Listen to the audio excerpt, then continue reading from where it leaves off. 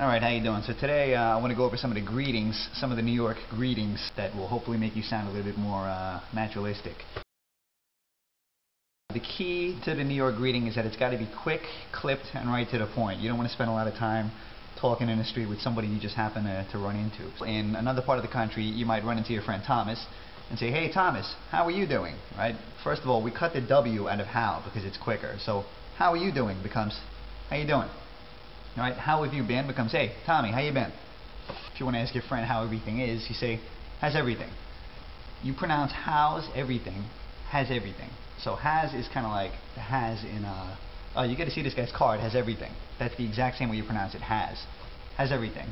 And my personal favorite, has things. It's quick, clipped, and to the point. Let's talk about pronouns briefly. If it's just one guy, you say, "How you doing?" If it's multiple people, you might say, "How you doing?"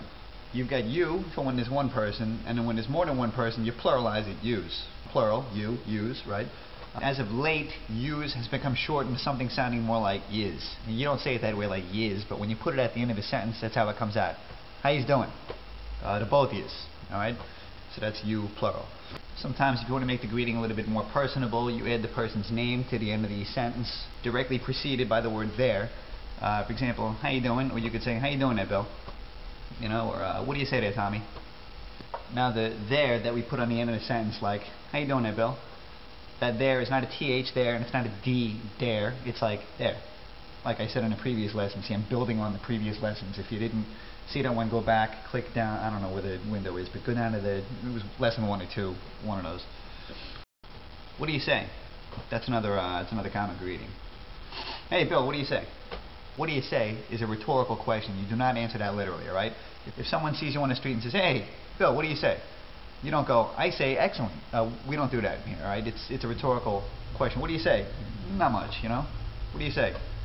"Can't complain," alright? So let's talk about some of the responses to these greetings. They should almost always be short, and they should always be positive. "How you doing?" "I'm doing good." "How you been?" "I've been good." "How's everything going?" "I can't complain."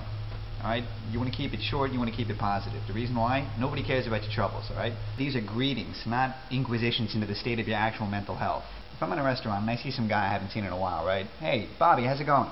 And then he says to me, "Oh God, you know, my mother's been sick, I got this pain in my back." That's when I'm like, "Excuse me, can I get the check over here, please?" The whole point of a greeting is that you keep things moving, alright? If you want to have a conversation, hire a therapist, alright? Go, you know, talk to the bartender or something. But otherwise, if somebody asks you how you doing, there's only one answer. "Good. I've been good." Okay, thus far we've been talking about verbal greetings. These are greetings for your friends and acquaintances, people you know well enough that they rate a verbal greeting. There are also lots of people you're going to run into that don't rate a verbal greeting. For example, like the UPS guy that you always see on the sidewalk. You know, you see his face all the time.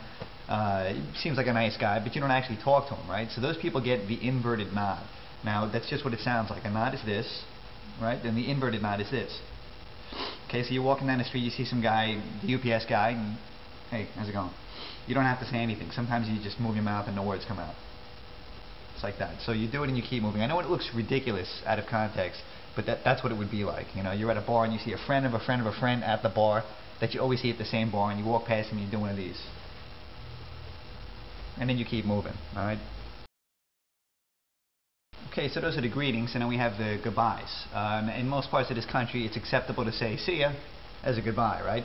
"See ya" is actually short for "I will see you later," right? But you cut all that stuff down, you cut the later off the end because it's implied, right? In the same way, in New York we'll say, "Alright, I'll talk to you." Obviously that's short for "I'll talk to you later," but like I said, the later is implied because you're not going to talk to him now, obviously. You just finished talking to him, so you just say, "I'll talk to you." The other type of goodbye you could say is when somebody's talking, they're going on and on and on. You thought it was going to be quick, but now you got to run. So you say, "Listen, you know, I got this thing, I got to run. I got this thing, I got to go." Okay, the subtext for that is, listen, I don't have time for this shit. But nobody takes it personally. You don't take it personally in New York. You know, it's kind of like when you're walking down the sidewalk, somebody bumps your shoulder. Only a knucklehead takes it personally because everybody here is in a rush. This guy in a suit who just banged into you, he's in a rush, you're in a rush, you bump shoulders. It's not like he's going around the streets of Manhattan trying to pick a fight, right? It's the same thing when you tell somebody, "Look, I got this thing, I got to run." It's not that what you're saying is not important. I have other things to do and I'm busy, alright? And then people will take that generally well, if you're from here. And if you're not, act like you are, alright?